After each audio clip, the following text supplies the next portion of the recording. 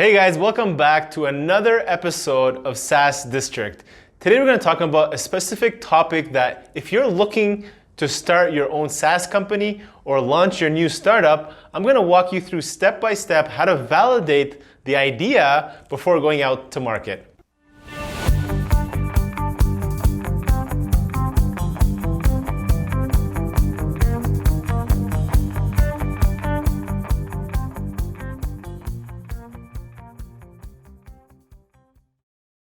So in this video, I'm going to talk about 4 things to work on before actually going out and building your SaaS company. Because if you go out there and build your company and before validating your idea, you're going to spend literally thousands, if not hundreds and thousands of dollars before even making sure that there's demand for your product. So number 1, the first thing you want to do before building your actual product is contacting your potential customers.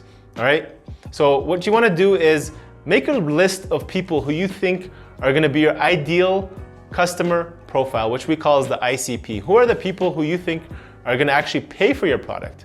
Who are your end users that are going to be using your product on a day-to-day basis? So build a list of people, all right? So whether it's 100, if not 1,000 people, I recommend at least 1,000 people. Okay, make a full list, spend a whole week doing it if you have to. It's going to save you a lot of time and effort down the road.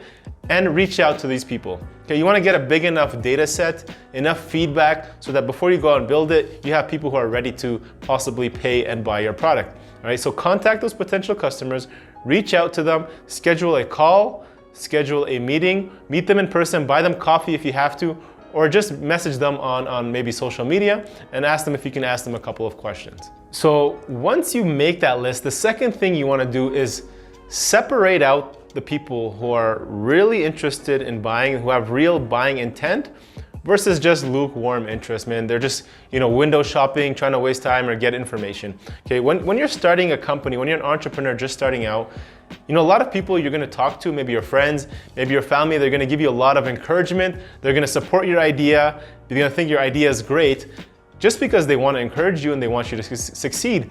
But that doesn't necessarily mean that that's what the market wants. And what you want is real, honest feedback from paying customers. So that's the big difference between somebody saying they're gonna buy your product and pay actual money, take out their credit card and pay you, versus just saying, yes, I love your product, and verbally saying it.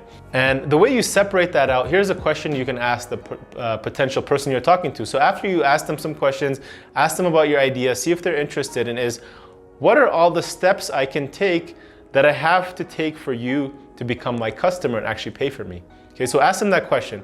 What are the steps that I have to take for you to become my customer? That's what we call a virtual close. Okay, you're basically closing the deal virtually without actually having to get them to make a decision right there. You're getting them to decide and make that decision early on before the actual product is built. And when that's happening, guys, when you ask them that question, just go silent and listen very carefully. Watch out what they're saying. Watch out from some red flag and keywords, and make sure you get very, very specific answers. You get as clear answers as possible. And once you reach that point where that virtual close has come to, now you actually want to test the closing. Okay, so that's a preemptive before actually closing the deal, is trying to feel them out where they're actually ready to pay for your product or your idea that you're about to launch. So once you get that feedback, guys, now you want to move and ask them a couple of questions to make sure they're actually going to be interested. And just like in any sales, is get that agreement, get that actual yes. And next step, that means that's actually going to lead to some business for your product. So here's some questions you can ask. Look, hey, we're going to actually start this product in 4 weeks. Does that work for you to actually start using the product? Okay, so that's one question you ask. You can say, we're building the beta program right now, and only during this phase, it's heavily discounted. Say we're giving you 50% off or 70% off. If you sign up right now, we'll give it to you for, let's say, half price for the rest of the life. And then some other questions you can ask is, what's the decision-making process to make this deal happen with your company? How quickly can we make that decision today? Okay? And then the final thing, ask them for the money. That's where you're gonna get the real answer, okay? Can I take your credit card information today and then process that payment? So we're gonna give you 50% off for the entire life, but if you're happy with that, I'll just take your credit card and I'll charge you as soon as it's ready. So you want to collect that. If they give you their credit card, you know they're interested and they're ready to move forward. And one thing you might hear is, well, why would I give you a credit card? I haven't seen anything, you haven't built anything. You know what? Say, make it as risk-free as possible for them. Say, look, that their payment is 100% refundable. If they're not happy with the product, okay, they can get their money back at any point. So you're saying it's gonna be launched in 4 weeks, this is beta, you're gonna get the best price today if you pay today. In 4 weeks, if you don't like the product, no worries, I'll give you a full refund back. That is the best way to go about it.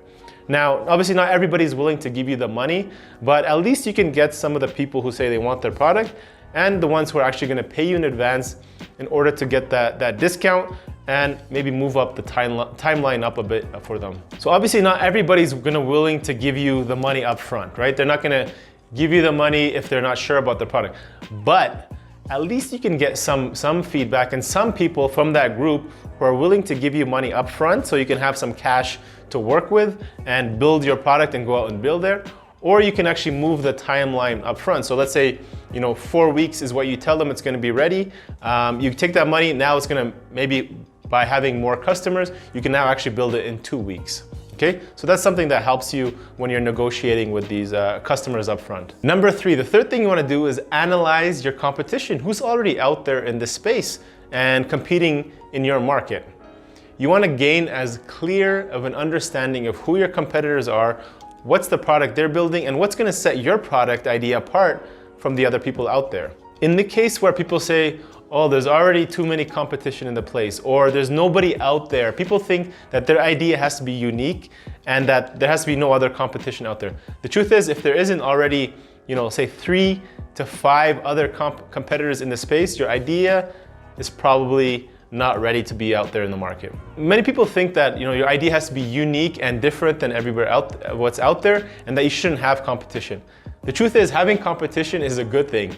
You want to have at least, I'll say 3 to 5 other competitors out there who are already playing in this space, so that you can come in and there's already demand for that. Okay, so if there's nobody out there doing what you're doing, the truth is that you're most likely your idea is not the right time to come out to market. Okay, that's the reality of it. You want to analyze your competition, see what they're doing, and try to figure out how to be better than them. Now, you may not always find your competitor on a website like G2 Crowd, okay, because it's not another SaaS, but maybe just another alternative, okay? So that's maybe not the best place you want to look at. I'll give you 3 examples of SaaS companies that come to mind that who may not be actually accurate of who you think competition was. So if you heard of the company HeadReach, many people think that HeadReach was a lead generation tool, but it wasn't. It was VAs from Upwork who are their actual competition. So if you went to G2 Crowd, you would have looked for lead generation. But the truth is, it was all those VAs who are going on Upwork who are their actual competition. If you think about project management tool, okay? One example is Todoist. So if you guys are using Todoist as your project management tool in your company or on your website, you probably think of another project management tool. Okay, so you'll go to G2 Crowd, look at all the competition out there, see who's building project management, you probably search that. But the truth is, people who are using Todoist are comparing it to Excel. Okay, so your product is actually Excel. Microsoft Excel is what they're using previously to how they manage their time, and now they're moving to your product. And one other competition that comes to mind for another startup, I'll give you one more example, is a company called RealThread. Okay, they're a print shop that sells e-commerce t-shirts, custom t-shirts on demand. So when people think of that, they're gonna think of other e-commerce websites who are doing custom print shops. But the truth is, again, it's the local print shops without websites.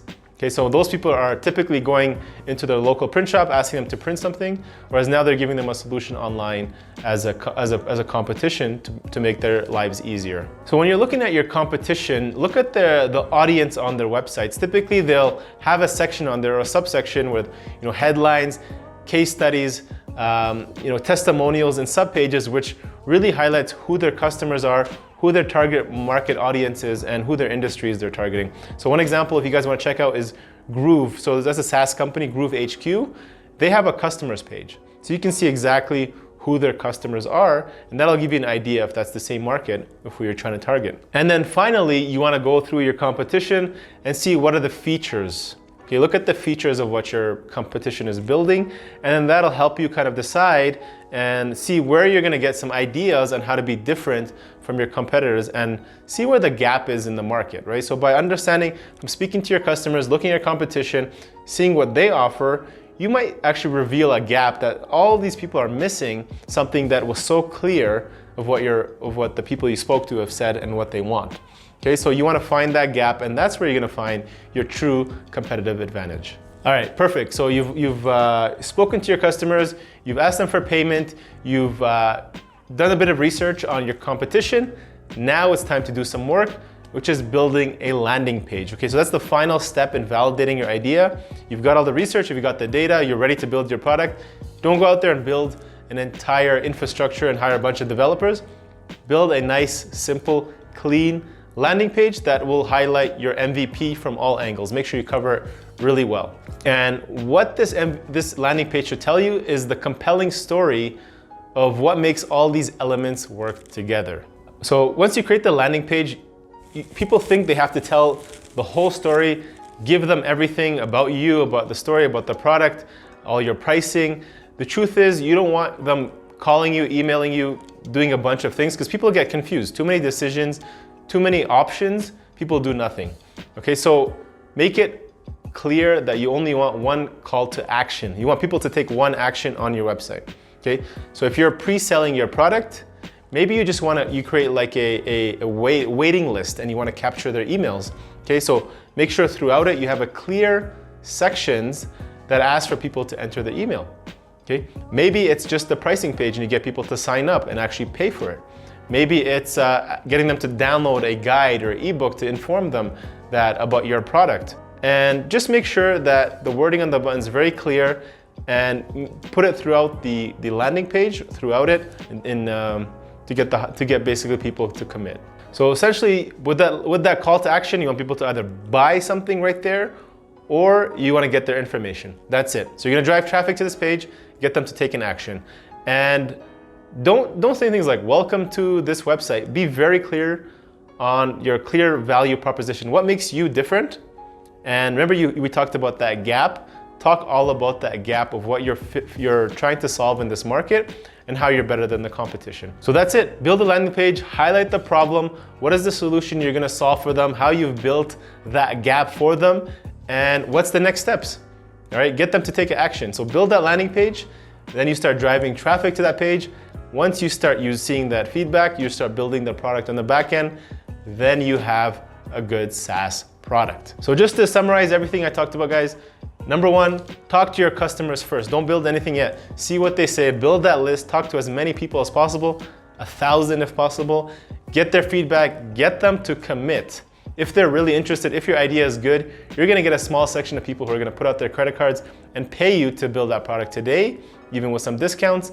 And then once you have that payment, next steps, build that landing page and start building your product to get people to see what you're offering. All right, guys, hope you enjoyed this video. If you like this video and you're thinking of building your own SaaS product or you're validating your idea, comment below. What's your idea? I'd love to hear your guys' idea, what you're thinking of bringing to the market, and I'm happy to give you guys feedback as well. All right, see you guys on the next episode of SaaS District. Hope you guys enjoyed this.